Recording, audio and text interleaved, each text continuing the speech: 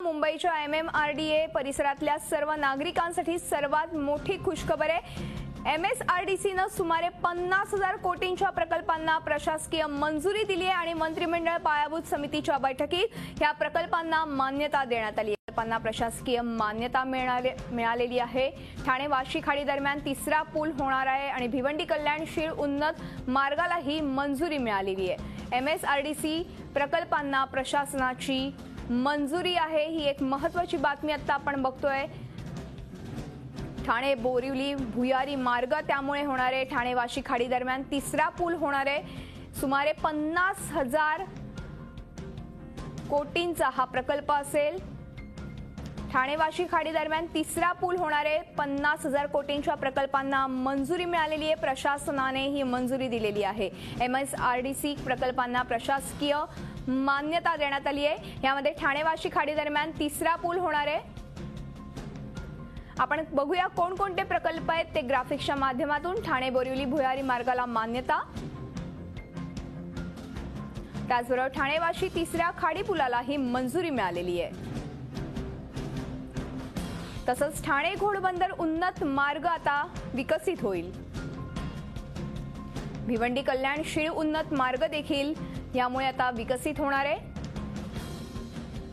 Mumbai Nagpur super communication मार्ग या मंजुरीमुळे आता होणार आहे। वाकणपाली खोपोली रस्त्याचे चौपदरीकरण होणार आहे।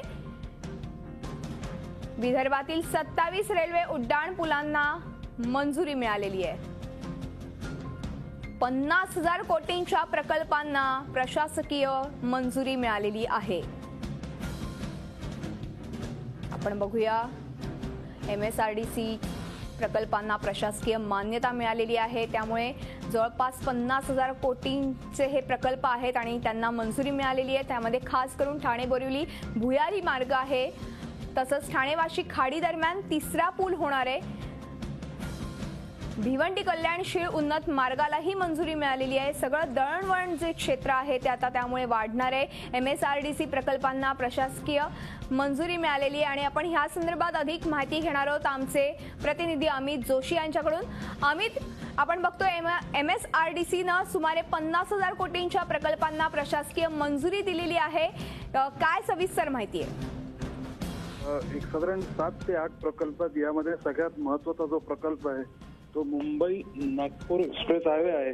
या प्रकल्पामुळे मुंबई नागपूर हे जलद गती मार्गाने जोडलं जाणारच आहे, पण त्याचबरोबर मराठवाड्याचा जो उत्तर भाग आहे तो सुद्धा यामुळे जोडला जाणार आहे। त्याचबरोबर मुंबई पुणे एक्सप्रेस हायवे आहे तो सध्या या मार्गावर आपल्याला अनेकदा वाहतूक कोंडी झालेली बघायला मिळते, खास करून खंडाळा घाटामध्ये।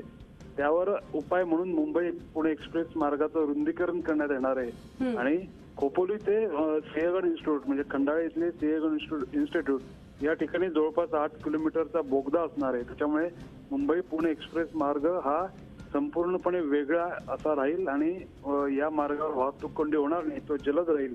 त्याचबरोबर ठाणे बोरिवली मार्गावर भुयारी मार्गाला परवानगी देण्यात आली आहे। त्याच्यामुळे ठाणे ते बोरिवली असा प्रवास हा अवघ्या काही 20 ते 25 मिनिटात होणार आहे। घोडबंदर रोडवर आपल्याला वाहतूक कोंडी बघायला मिळते। तिथे 4 किलोमीटर मार्गाचा उन्नत मार्ग म्हणजे ब्रिज फ्लायओव्हर तिथे प्रस्तावित करण्यात आला, त्याला मान्यता मिळाली। आणि सगळ्यात महत्वाचं त्यामध्ये आहे की आपल्याला भिवंडी कल्याण शीळ फाटा या मार्गावर वाहतूक कोंडी झालेली बघायला मिळते, वाहतुकीचं प्रमाण वाढलंय।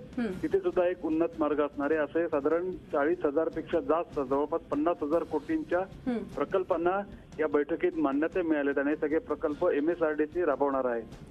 धन्यवाद अमित, या संपूर्ण माहितीबद्दल। आपण बघतोय की जवळपास 50,000 कोटींच्या प्रकल्पांना प्रशासकीय मान्यता मिळालेली आहे आणि त्यामुळे सगळेच जे परिसर आहेत त्या इंटरकनेक्ट होणार आहेत एकमेकांशी। झी 24 तास रहा एक पाऊल पुढे।